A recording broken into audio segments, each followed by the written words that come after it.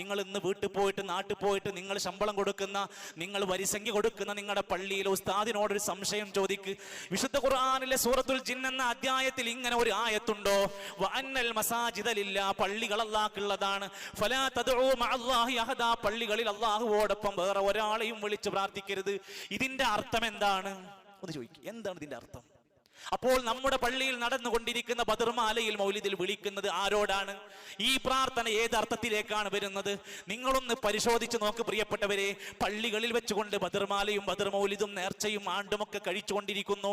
എന്നിട്ട് നമ്മൾ ആലോചിക്കണം, ആ ബദരീങ്ങളോടാണ് സഹായം ചോദിച്ച് പ്രാർത്ഥിക്കുന്നത്.